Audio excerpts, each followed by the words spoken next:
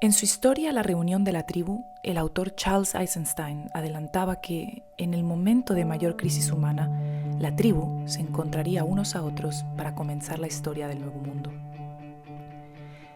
El metaverso, el Matrix, nunca ha vivido una crisis siquiera comparable a la que estamos viviendo.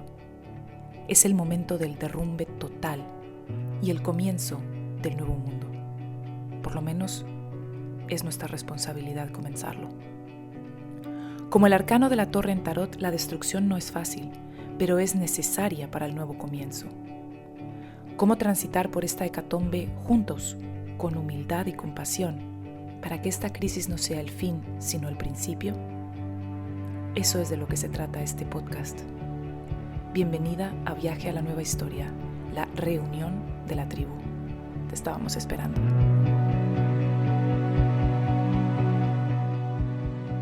Como siempre, amiga, no podría estar más contenta de estar juntas un domingo más en Viaje a la Nueva Historia, la reunión de la tribu. Recuerda que si no has escuchado antes este podcast, puedes empezar o deberías empezar por el capítulo número 1.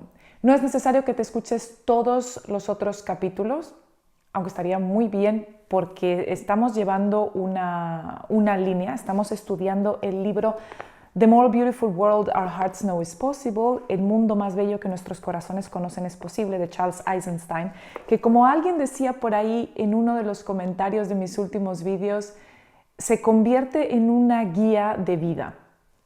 Y leerlo y estudiarlo juntas nos ayuda muchísimo en ese viaje a la nueva historia, en dejar la Matrix, en dejar atrás nuestros hábitos de separación y viajar a la nueva historia.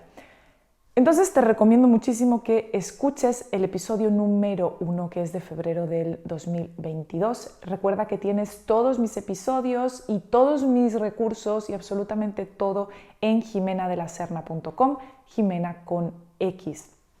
Y allí vas a encontrar el blog, vas a encontrar absolutamente todo.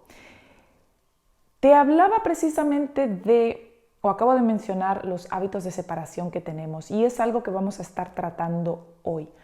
Porque es muy fácil decir, ok, yo conozco mis malos hábitos, los voy a cambiar. Pero esa frase tan corta contiene dos ideas erróneas. Esa frase tan corta y con tan buena intención contiene dos ideas que ambas están en la historia de separación y no nos llevan a la nueva historia. Lo número 1 es que ya conozco mis malos hábitos. Y la cosa está, y precisamente hoy en el episodio o en el capítulo del libro de la escasez, Scarcity, precisamente de eso es de lo que vamos a estar hablando. De que nuestros hábitos de separación, nuestros hábitos dentro de la Matrix son tan innatos en nosotros, que pensamos que es la naturaleza humana ser así y no nos damos cuenta de que son malos hábitos o hábitos de separación. Aquellos malos hábitos que podamos tener y que reconozcamos como malos hábitos, ok, está muy bien que lo sepamos, pero la cosa o el quid de la cuestión está en que los hábitos que realmente tenemos que cambiar para ir a la nueva historia, no somos conscientes de ellos, porque ni siquiera nos damos cuenta de que están ahí, ni siquiera nos damos cuenta de que lo estamos haciendo, incluso pensamos que lo que hacemos está correcto y cuando caemos en la cuenta con todos los episodios que llevamos ya, decimos, madre mía, yo estaba haciendo todo esto sin darme en absoluto cuenta de que estaba haciendo eso y de que es algo que me mantiene atada a la antigua historia. Entonces, la parte número 1 de esa frase es, ya conozco mis malos hábitos. No los conocemos. La mayoría de ellos, los que son realmente necesarios de tener en cuenta, esos no los conocemos, no nos damos cuenta, porque incluso llegamos a pensar que son naturaleza humana. Por ejemplo, el sentir escasez, el vivir en un estado mental de escasez, llegamos a pensar que es naturaleza humana. Eso es ser humano, cuando en realidad no lo es. Vamos a hablarlo hoy. Y la segunda parte de esa frase era que los voy a cambiar. Esa idea también es un mal hábito o es un hábito de la antigua historia y es un hábito que nos mantiene aferrados a la antigua historia y que no nos deja transitar a la nueva. Y es porque se basa en la historia o en la idea del autocontrol, de la autodisciplina y de la fuerza. Recuerden que tenemos un episodio en el que hablamos sobre la fuerza y cómo aplicar la fuerza a las cosas, o hacer las cosas por la fuerza, o hacer las cosas por fuerza de voluntad, o hacer las cosas por autocontrol y autodisciplina. En realidad lo único que nos mantiene es pegados de la antigua historia, no sirve absolutamente para nada y no logra cambiar nada. Recuerden cuando hablábamos en el episodio, no sé si hace 1 o 2 episodios, en el que hablábamos que no podemos cambiar los problemas de la antigua historia desde la antigua historia y tratar de cambiar un hábito a la fuerza. Yo puedo cambiar este hábito por la fuerza, es mantenernos en la antigua historia, es una solución de la antigua historia y por lo tanto no nos deja evolucionar a la nueva. Así que fíjate que en una frase tan simple como esa de ya conozco mis malos hábitos, los voy a cambiar, está llena de buenas intenciones, está supuestamente llena de la buena idea, y ambas ideas en esa frase tan pequeña están completamente enraizadas en la antigua historia y no nos dejan transitar a la nueva. Y ahí es donde tenemos un momento eureka en el que decimos, Dios mío, cosas tan sencillas, una frase tan sencilla como esa, que me la he dicho 1000 veces en la vida, llena de buena esperanza y de buenas intenciones, en realidad no me estaba permitiendo hacer ningún cambio. Así que con ese pequeño ejemplo, espero que ya haya captado tu atención de decir, oh, Jimena, sigue hablando, porque si esto tan pequeño tiene algo tan significativo, ¿qué más estoy haciendo en mi vida? ¿Qué más estoy pensando? ¿Qué más me estoy diciendo a mí misma que me mantiene pegada de la antigua historia y no me deja transitar a la nueva? De eso precisamente es de lo que se trata el capítulo de la escasez en el libro de Charles. Y nos dice que aunque incluso la antigua historia ya no resuena con muchos de nosotros, si no, no estaríamos aquí escuchando este podcast o yo no estaría haciendo este podcast, cambiar esos hábitos de cómo vemos, cómo pensamos y cómo hacemos las cosas no es algo trivial ni es algo fácil, como acabamos de ver en el ejemplo que te acabo de dar. Por 3 motivos. El primero, porque esos hábitos deben hacerse visibles. Y acabamos de ver, no los vemos. Si no los vemos, si no podemos ver como en una frase que dice, ya conozco mis hábitos, los voy a cambiar, está llena de ideas que no nos ayudan, no podemos realmente salir de ese sitio. Así que el primer obstáculo o la primera cosa que tenemos que sobrellevar es que esos malos hábitos deben hacerse visibles. Y aquí los estamos haciendo visibles, por eso es que hacemos este podcast todos los domingos para hacer visibles cada uno de estos hábitos. Así que por eso es muy importante que si no te has escuchado todos los episodios anteriores, lo hagas, porque en cada uno tocamos un hábito que es necesario liberar. ¿Ok? Lo segundo, precisamente, es que tenemos que intentar cambiar ese mal hábito sin caer en una solución de la antigua historia. Es decir, tengo que tratar de cambiar ese mal hábito sin el autocontrol, la autodisciplina, la fuerza de voluntad o aplicarle fuerza y castigo. Lo voy a cambiar aunque me cueste lágrimas de sangre. No vale para nada y no vas a lograr cambiar nada. Entonces, segundo, tenemos que encontrar una manera de cambiarlo que no sea una solución de la antigua historia. Y el problema es que, como decía, tantos de esas soluciones que nos da la antigua historia nos habla de la conquista, del juicio y de la fuerza. Normalmente las soluciones que le vemos a las cosas pasan por la conquista de uno mismo, por el juicio de uno mismo o de los demás y por aplicar la fuerza a uno mismo o a los demás. Por ejemplo, muy típico en cosas que te hablo todos los días, que es la alimentación. Aplico la conquista, voy a conquistar mis deseos de comer, voy a dejar de comer.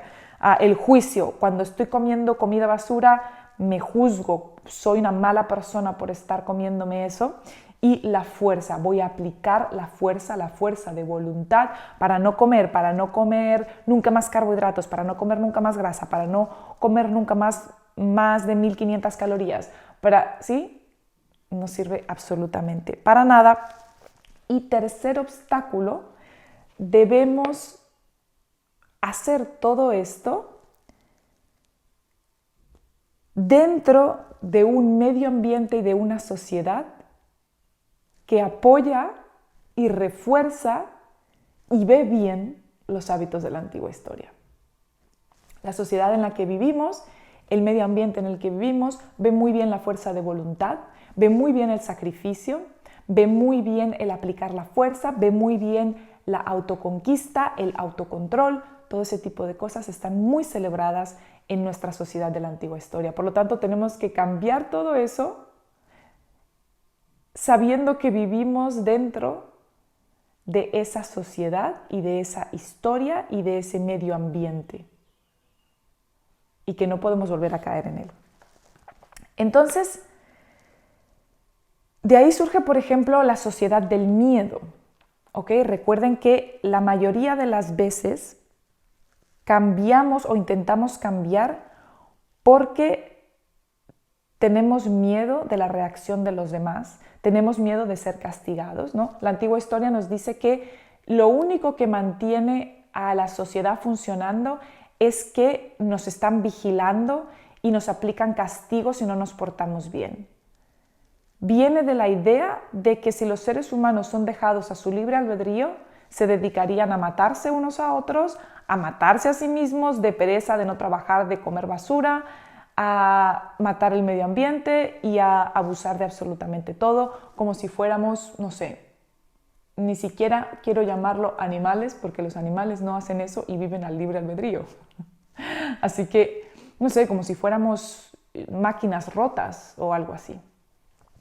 Entonces, hablemos de esos hábitos de separación que tenemos, eso es de lo que vamos a estar hablando en el episodio de hoy, en el capítulo de hoy.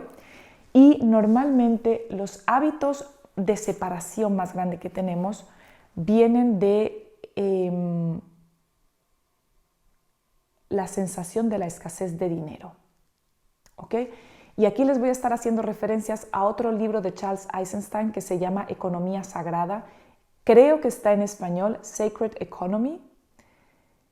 Es un libro que es fantástico de leer porque no solamente habla de cómo debería ser la economía y cómo cambiar nuestro sistema económico para un sistema que funcione y que no nos cree una situación de escasez y una mentalidad de escasez, sino que además precisamente no trata solamente la economía, sino que trata nuestra psique y trata cómo salir de esa mentalidad de escasez. Así que es un libro que te recomiendo muchísimo leer, creo que está en español, Economía Sagrada de Charles Eisenstein, y si no, en inglés, Sacred Economy. Recuerden que ese es uno de los hábitos de separación más grandes que tenemos. ¿Y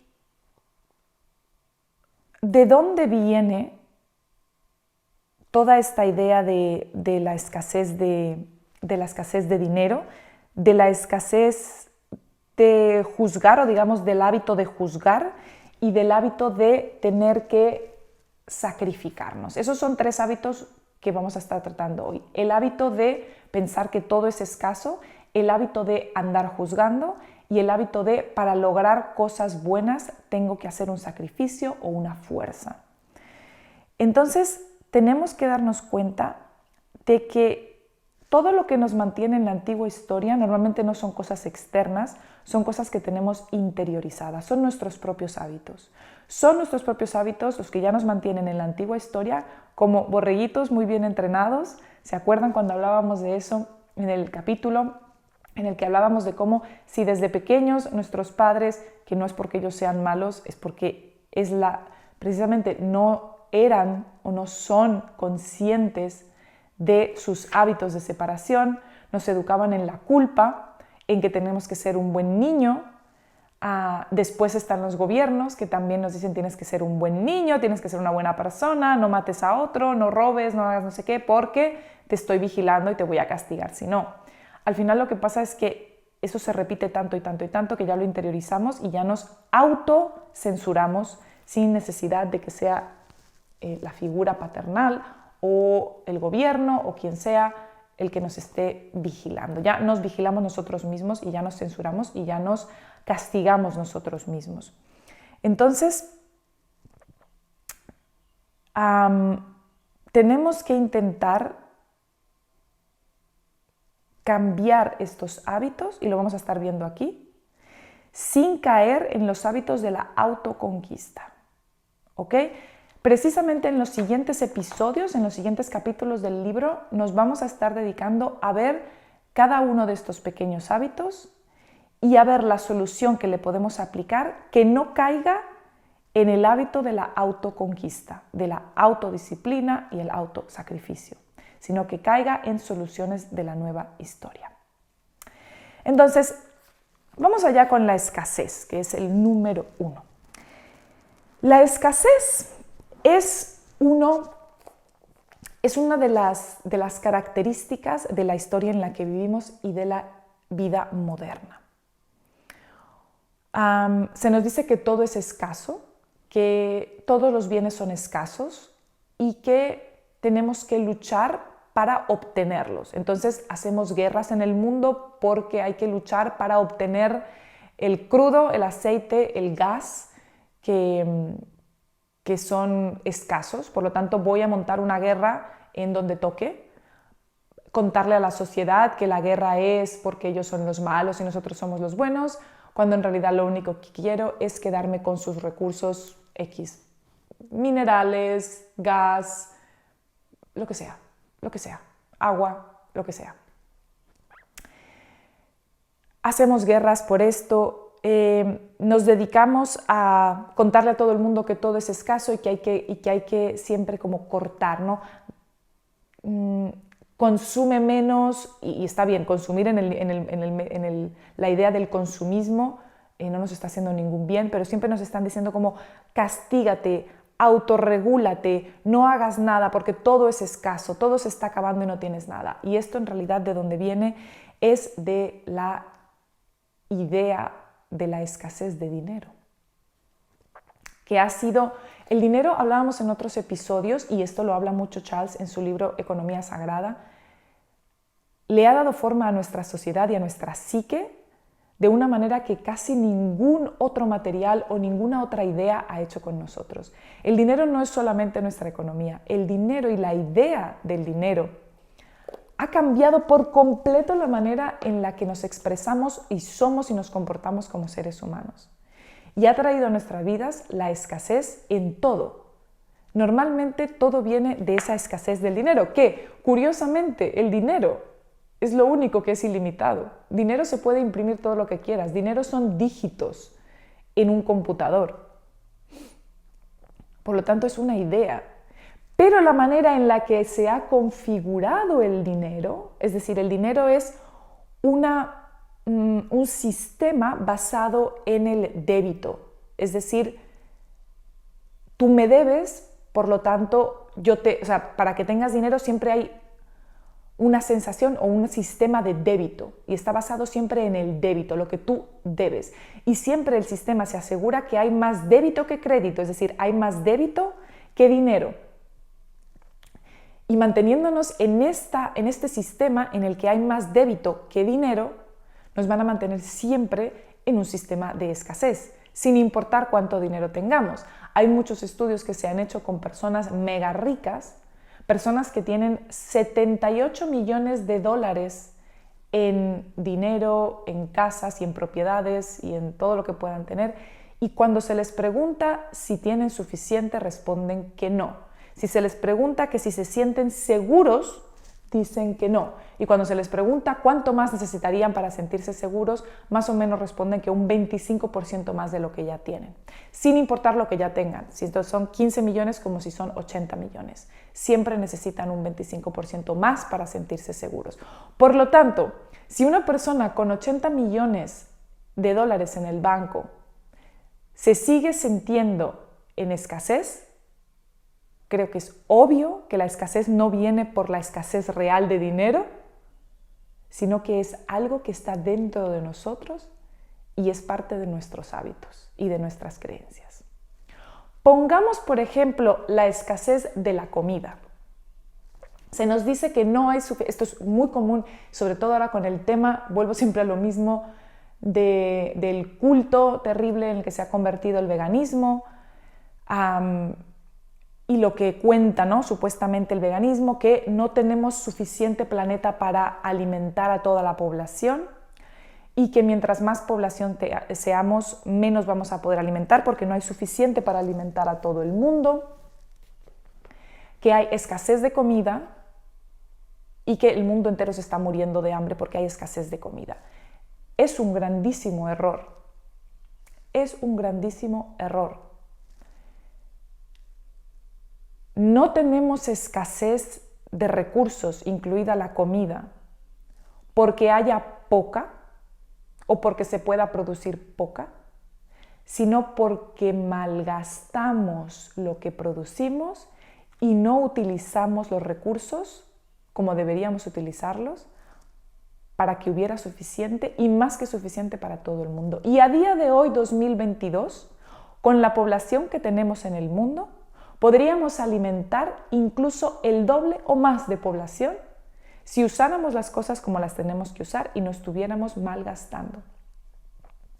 ¿Cómo va a ser que no hay suficiente comida en el mundo cuando los métodos de agricultura intensiva que tenemos están malgastando o tirando todos los días el 50% de la producción? Entonces, ¿hay escasez o es que estamos tirando lo que producimos? Es decir, un 50% de la comida que se produce de manera intensiva, de manera industrializada, se está tirando a la basura literalmente. O sea que sí hay comida, pero se está tirando. Esto es muy importante darnos cuenta. Y es muy importante darnos cuenta de algo importantísimo. Y es que te voy a hacer aquí pregunta de test, pregunta de quiz. ¿Cuál es la especie más cultivada en el mundo? TikTok, TikTok. Te dejo unos segundos para que pienses. Muchos pensarán es la soya, ¿verdad? O es la producción animal, es la carne, y por eso hay que cortar la carne porque hay un exceso de carne, o hay un exceso de soya, o hay un exceso de, no sé, cualquier otra cosa. ¿Cuál es el cultivo más grande del mundo? Y te doy otra pista, y que es completamente inútil, pero es lo que más cultivamos. Lo cultivamos todos, lo cultivamos por todas partes, está cultivado en masa, la gente ama cultivar esto y tiene cero producción, es decir, no produce absolutamente nada ni beneficia a nadie. Es la hierba del jardín. Me río porque es ridículo. Y todos tenemos jardines y gente muchas más que otra que cuidan y cortan el césped o la hierba del jardín casi con corta uñas. Aquello está hermoso, espectacular, es muy bonito para mirar, sí, pero literalmente es el cultivo que más se cultiva, disculpen la redundancia, en el mundo. Por lo tanto, la gran mayoría de la tierra cultivable está malgastada en hierba del jardín. Hay un estudio que ahora no recuerdo porque esto me va viniendo hacia la cabeza según te voy hablando. Lo vi en un TED Talk, en un TED Talk, en el que nos hablaba de que toda la humanidad que existe hoy en día podría vivir, tampoco hay escasez de espacio, por cierto, porque mucha gente piensa que también hay escasez de espacio, no hay suficiente espacio en el mundo para todo el mundo que hay. Este estudio y este cálculo, que es muy fácil, se puede hacer, es un cálculo matemático, aritmético, facilísimo de hacer. Yo soy malísima para estas cosas, pero si tú eres buena, te invito a que lo hagas. Toma el número de personas que somos en el mundo ahora mismo y haz ese pequeño cálculo. Yo no lo sé exactamente, pero la persona que lo hacía y que estaba dando la charla nos explicaba cómo hoy en día todas las personas que somos en el mundo, todos los humanos que estamos viviendo ahora mismo en el mundo, podríamos vivir en familia y tener una casa bastante grande, no me acuerdo de qué tamaño era, con un jardín bastante grande, ahora no me acuerdo de cuánto era, pero lo suficiente como para cultivar, no sé si era el 50 o más por ciento de la comida que necesita esa familia. O sea, todos podríamos tener una casita de buen tamaño con un buen jardín que nos permitiera cultivar. Y por supuesto lo que yo no cultive lo cultiva el vecino, esa sería la idea. Y cabríamos todos, con una casa de buen tamaño, con un jardín de buen tamaño, cabríamos todos, creo que era, en el espacio equivalente al estado de Texas. Así que ahí te dejo con la idea. La humanidad completa, viviendo en familias, no cada uno en una casa, sino en familias, podría tener cada uno una casa con su jardín cultivable y caber todos en el estado de Texas. Así que creo que espacio nos sobra y recursos también nos sobran si los utilizáramos como los tenemos que usar. Es decir, la manera totalmente wasteful, o sea, malgastadora que tenemos de cultivar, porque cultivamos con grandes máquinas, cultivamos de una manera intensiva que daña la tierra, que no permite que la tierra se recupere, que no permite producir lo que la tierra podría producir y que encima de eso malgasta, tira a la basura la mitad de lo que se produce, y muchas de las cosas es por pestes también. Y entendamos una cosa, la mayoría, y sí, aquí hay muchos que se dedican a la permacultura, y si te dedicas a la permacultura me darás la razón, pero incluso si tienes un jardín con cultivo, me darás la razón de que el problema de las pestes en los cultivos, por ejemplo, ocurre no porque sí, no porque sea naturaleza humana, no porque estamos dando por hecho que si plantamos hortalizas va a venir una peste y se las va a comer todas, ya va a venir gusanos, va a venir pájaros, va a venir todo el mundo a comerse todo lo que tenemos y no se puede cultivar si no matamos a las pestes.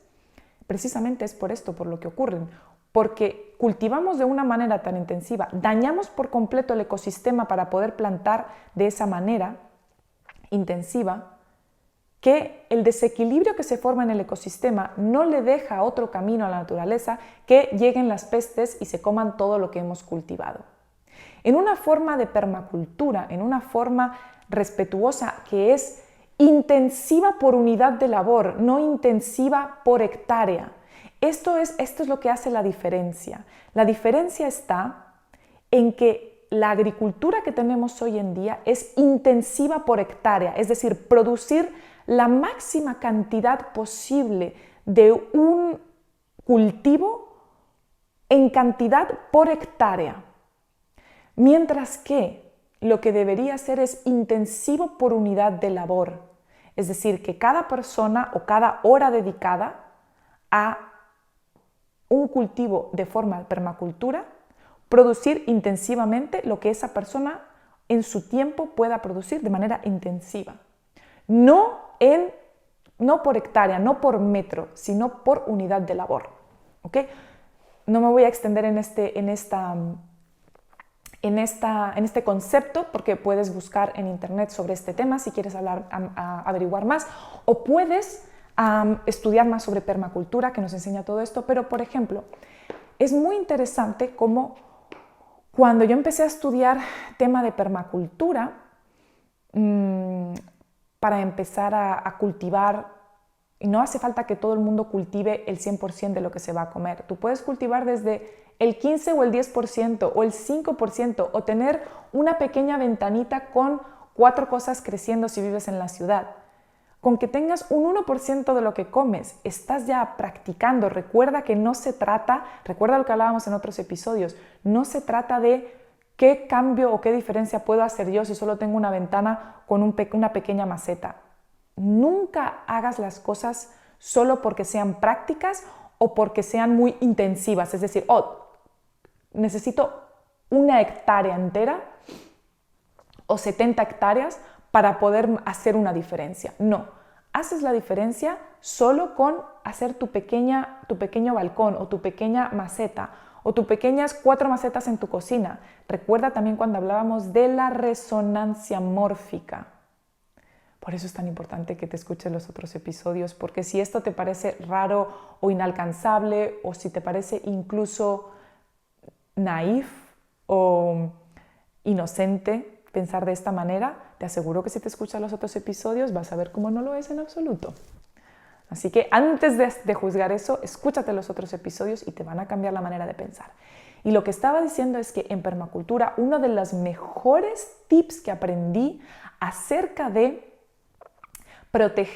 protegernos de las plagas es, por supuesto, en permacultura no se utilizan pesticidas ni nada de eso, se cultiva con la naturaleza, se cultiva mano a mano con ella.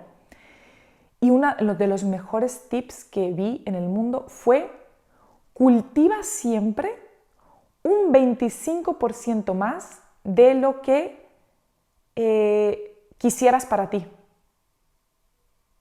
Esto es súper importante. Cultiva siempre un 25% más de lo que tú quieres para ti. De esa manera, y este es lo que me gustó tanto, hay para todos.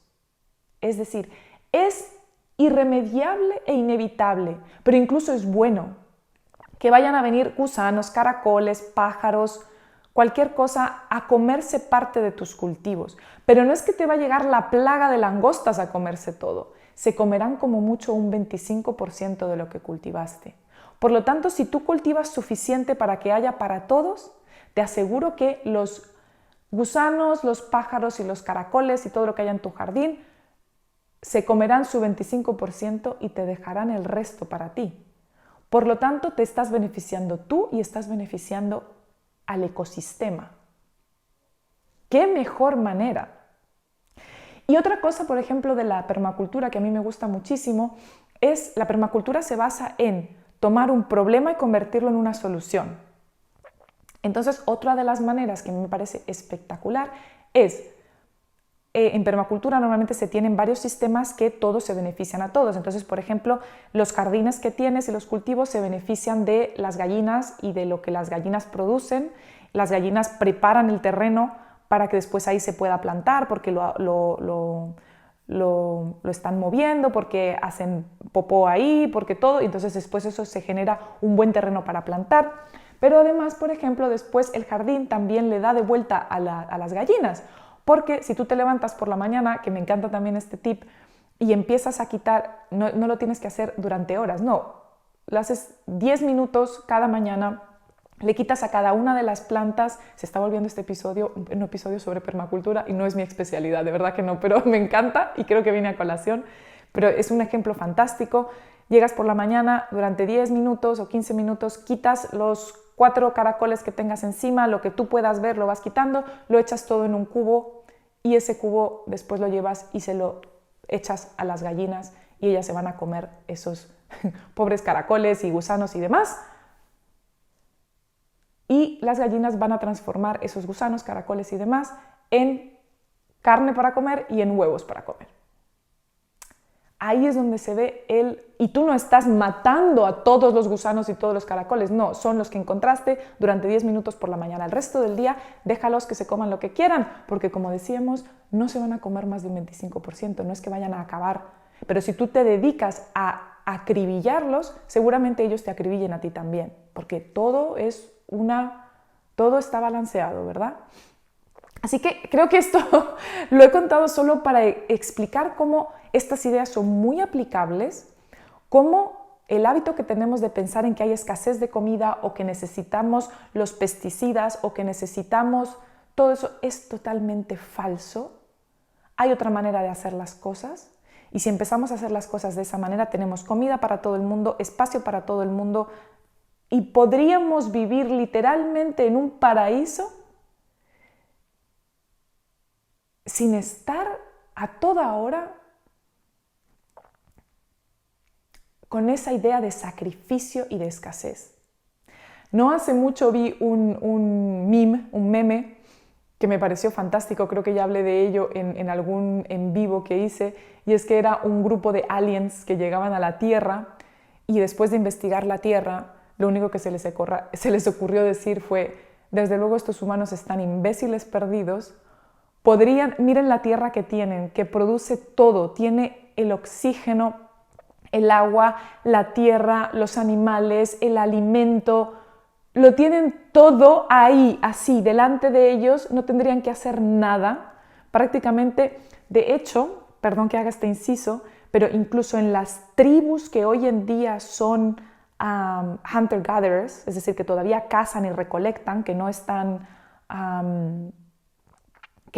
cultivando, sino que cazan y recolectan, incluso esas tribus hoy en día solo invierten unas 20 horas a la semana en conseguir comida. O sea, que no es que la comida sea escasa, porque incluso y que no la encuentren nunca. No, solo le dedican unas 20 horas a la semana a buscar y encontrar comida y punto. El resto del tiempo se lo dedican a otras cosas. Y entonces los aliens decían eso, lo tienen todo ahí, lo podrían obtener todo en ese momento, se podrían dedicar a dormir, hacer el amor, criar hijos maravillosos, estar al sol, bañarse en unos océanos espectaculares, en unos ríos que, mejor dicho, comer comida deliciosa, dedicarse unos a otros sin hacer nada, sin tener que trabajar. Y sin embargo, miren lo que han decidido hacer con su tiempo y con sus recursos. Han decidido volverlos escasos y tener que sacrificarse y trabajar y vivir unas vidas de esclavitud, porque todo es escaso y todo requiere de un esfuerzo y de un sacrificio enorme, cuando en realidad lo tenemos todo delante de nosotros. Material para que pensemos. Entonces, eso es en lo que me quería detener precisamente en este episodio, y que recordemos que la escasez no está producida por una escasez real, sino por el malgaste y el mal uso que hacemos. ¿Ok?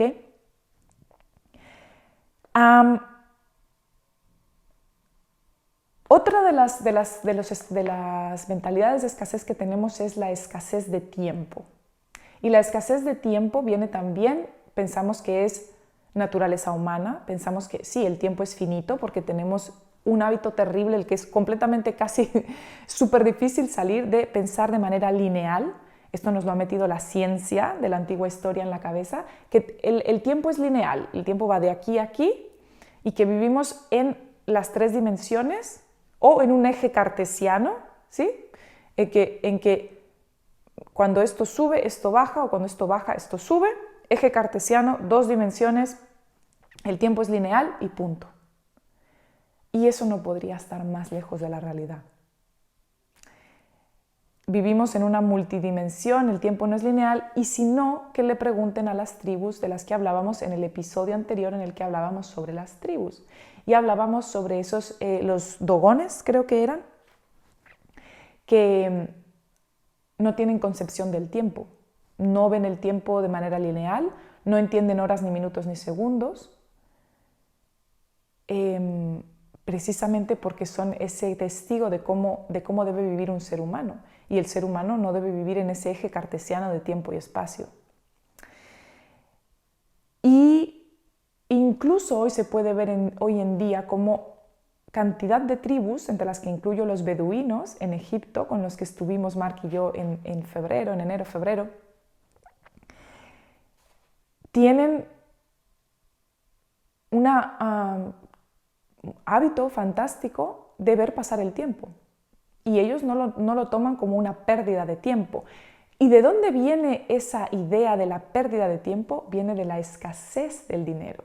La escasez de tiempo viene de la escasez de dinero. Como ven, el dinero, como les decía, nos ha afectado mucho más que solamente la idea de dinero y de lo material. Ha afectado toda nuestra concepción de la vida, hasta el punto en que la idea de la escasez de tiempo viene por la escasez de dinero, o la idea de la escasez de dinero.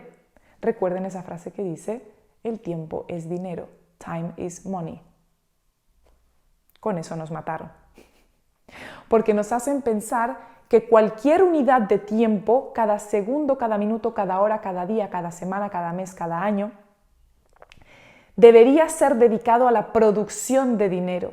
Que si yo dedico un segundo, un minuto, una hora, una semana, un día, un año, a no hacer nada, entre comillas, a no producir, si no soy productivo cada segundo, cada minuto, cada hora, cada día, cada semana de mi vida, estoy perdiendo el tiempo y no estoy produciendo todo el dinero que podría producir.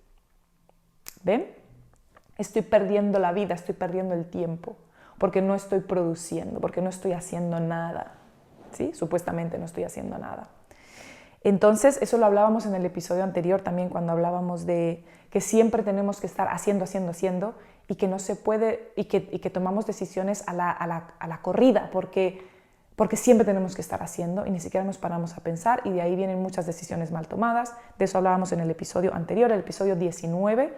Te recomiendo que te lo escuches porque habla muchísimo de esto. ¿Ok? Entonces, en un mundo en el que el tiempo es dinero, no nos podemos permitir a no hacer nada o descansar.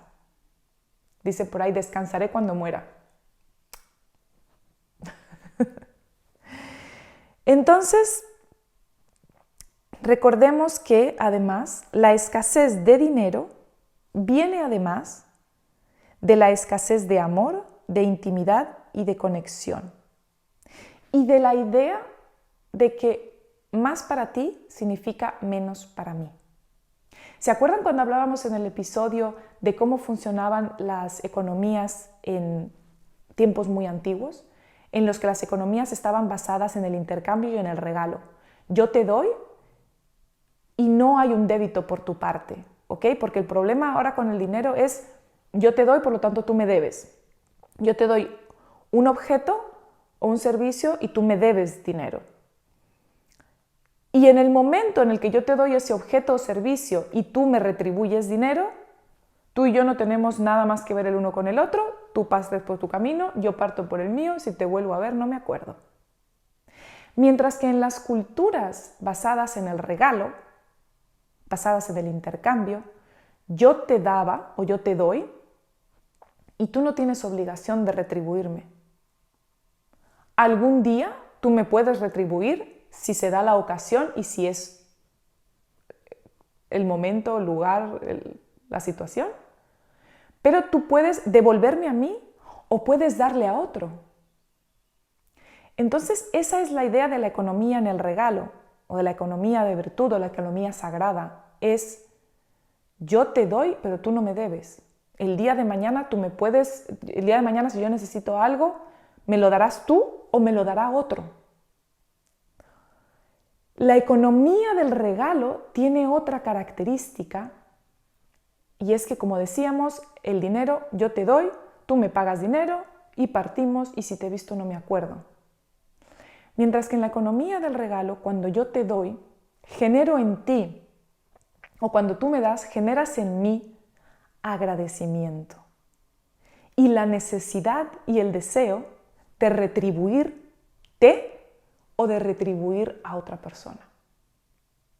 Y esto es así, piénsalo si no te ha pasado. Cuando alguien ha sido generoso contigo, ¿qué te ha producido? ¿Te ha producido envidia? ¿Te ha producido desesperación? ¿Qué te ha producido? Te produce ganas de dar de vuelta a esa persona o a otra que venga por tu camino. Por lo tanto, se crea una unión y no una separación.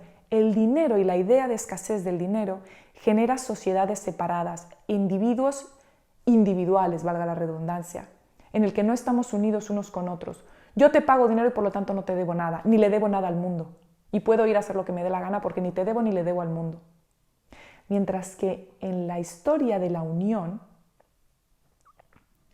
tú me das y yo desarrollo el deseo de darte de vuelta o de darle de vuelta a otro que venga en mi camino. Y entonces somos unidos y estamos todos unidos y no estamos separados. Y por lo tanto, el dinero y la escasez de dinero crea esa falta de amor, de intimidad y de conexión. Porque si yo te pago dinero y ya no te debo nada, pues ya contigo no tengo conexión, no tengo amor, no tengo intimidad, no tengo agradecimiento, no tengo nada. El dinero nos vuelve separados. Mientras que en la economía del regalo, yo quedo unida a ti por un vínculo de amor, de intimidad, de agradecimiento, por eso que hiciste por mí y quiero pagártelo de vuelta a ti o pagárselo a otro. Y entonces ya no tenemos esa falta de conexión, de amor y de intimidad que está detrás de la cantidad de comportamientos corruptos que tenemos hoy en día. Y sabes a lo que me refiero con comportamientos corruptos si has escuchado otros episodios del podcast. ¿Ok? Porque nos pregunta el libro, ¿qué otra necesidad básica es más importante para un humano, aparte de las básicas de comer, por ejemplo, que ser tocado, abrazado, acariciado, visto, escuchado y amado? Y sobre todo la pregunta es, ¿qué otras cosas consumimos en una compensación totalmente inútil para calmar estas necesidades?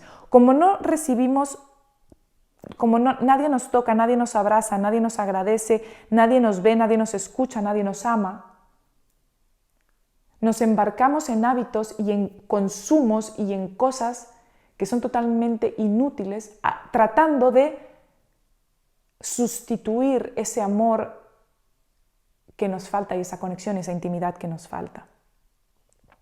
Y pregunta el libro, ¿cuánto dinero, cuánto poder y cuánto control sobre otras personas es necesario para suplementar para suplementar la necesidad de conexión? Ninguna cantidad es suficiente, ninguna. Y por eso es que las personas con 80 millones en el banco siguen sintiéndose inseguras y con escasez, porque están intentando suplir una necesidad de conexión, de amor y de intimidad y de agradecimiento con dinero. Y entonces nunca va a ser suficiente. El poder también nunca va a ser suficiente. El control sobre los demás nunca va a ser suficiente. Tengo una persona que conozco de la que fui muy amiga. Y es una de esas cosas en las que hay que poner límites a una persona, en las que tú estás para esa persona, pero siempre poniendo límites. Recuerda, querer ayudar y querer estar ahí para los demás no significa que tú debas permitir que otras personas abusen de ti o de tu tiempo o de cualquier otra cosa. Pero tampoco significa que tengas que vilificarlos o querer algo malo para ellos, y tu puerta siempre debe estar abierta para esas personas de vuelta. Pero esas personas que quieren ejercer control, quieren manipularte, quieren, ese tipo de cosas, y tú les pones un tate quieto y les dices no lo hagas, y aún así lo vuelven a intentar, esas personas simplemente no se les permite estar en nuestra vida, pero la puerta siempre está abierta para ellos y siempre vamos a querer lo mejor para esas personas, y ojalá un día puedan sobrellevar ese problema, sabiendo que siempre pueden tener acceso a ti si vienen como tienen que venir, pero desde luego nunca jamás con manipulaciones ni con nada. Y si esa persona no puede estar en tu vida porque no es capaz de estar en tu vida sin manipularte, sin hacerte nada, tú le pones el tate quieto y no pasa absolutamente nada. Ya depende de esa persona lo que quiera hacer más adelante. Pero tú siempre respétate a ti mismo primero. Y esta persona precisamente tiene detrás de una herida muy grande que tiene una necesidad de control y de manipulación y de poder muy grande sobre los demás, y no es capaz de verdad de relacionarse con otras personas sin intentar poseerlas. No me refiero a poseerlas físicamente, sino, por ejemplo, materialmente, controlarlas y manipularlas. No es capaz. Porque siente que él no es suficiente. Por lo tanto, tiene que haber un elemento de control o de manipulación para que las personas no se le vayan de su vida. Y no se da cuenta que haciendo esas cosas precisamente es como está alejando a las personas de su vida. Y que las personas van a estar en su vida simplemente por ser él quien es, sin necesidad de control, de manipulación, de poder, ni de poseer a la persona. Y es un tema complicado, pero ocurre muchísimo, y como les digo, piensen en sus vidas, seguramente tengan algún ejemplo de alguien así. En este caso es un caso bastante extremo, la verdad no conozco a nadie con un caso tan extremo como este. hay personas con algún nivel, todos tenemos algún nivel de este tipo de cosas, pero ese es el caso más extremo que conozco y es muy representativo de esto, es muy evidente. Y tenemos que tenerlo en cuenta y verlo, ver cómo ocurre. Entonces, algo que es muy bonito del libro, que me gusta muchísimo, dice: todo este tipo de escasez también viene de la escasez de atención, la escasez de jugar, la escasez de escuchar, la escasez de tener oscuridad y quietud y la escasez de la belleza, de tener cosas bellas. ¿Cuántas cosas feas son necesarias para sustituir a lo bello? ¿Cuántas películas de aventura son necesarias para compensar por la falta de aventura en nuestras vidas? ¿Cuántas películas de superhéroes tenemos que ver para compensar la expresión atrofiada de nuestra propia grandeza? ¿Cuánta pornografía tenemos que ver para suplementar nuestras necesidades de intimidad? ¿Cuánto entretenimiento necesitamos para sustituir el juego que no jugamos? Es necesario una cantidad infinita, ¿ok? Porque siempre vamos a necesitar más y más y más y más de estas cosas que no están solucionando, que son paliativos y no están solucionando la falta de conexión, de amor, de intimidad que tenemos. ¿Ok? Recordemos que de la escasez de tiempo nace el hábito de andar corriendo a todas partes, de la escasez de dinero nace el hábito de la avaricia, de la escasez de atención nace el hábito de darnos demasiada importancia, de la escasez del trabajo con significado viene el hábito de la vagueza o vaguería, de la escasez de la aceptación incondicional viene el hábito de la manipulación. Creo que esta es la mejor manera de cerrar el episodio. Abríamos con la idea de que tenemos hábitos que ni siquiera podemos ver. Otros más o menos sabemos que están ahí. Y la mejor manera de cerrar es viendo cómo cada uno de esos hábitos viene de la escasez de algo que nos hemos prohibido nosotros mismos en la vida y que hemos provocado nosotros mismos y que en realidad está todo en la cabeza. Porque como decían los aliens en este meme del que te estaba hablando, todo lo tenemos a pedir de boca, lo tenemos delante de nosotros. Si somos capaces de cambiar esos hábitos, sobre todo el hábito de la escasez. Gracias por escuchar Viaje a la Nueva Historia, la reunión de la tribu, conmigo, Jimena de la Serna. Este podcast y el 99% de mi contenido te lo ofrezco completamente gratis, dependiendo solamente del apoyo de seguidores como tú. Si quieres apoyar este viaje a llegar lejos, te puedes suscribir a mi canal, a mi blog y podcast en jimenadelaserna.com. Recuerda que toda acción, por pequeña o anónima que parezca, tiene un efecto mariposa inimaginable. Si cada que recibes una pieza de contenido mía que te inspire o ayude, la compartes con una sola persona de tu círculo, estarás pavimentando el camino del viaje al nuevo mundo y la reunión de la tribu será imparable. Gracias por viajar juntos. Nos vemos en el siguiente episodio.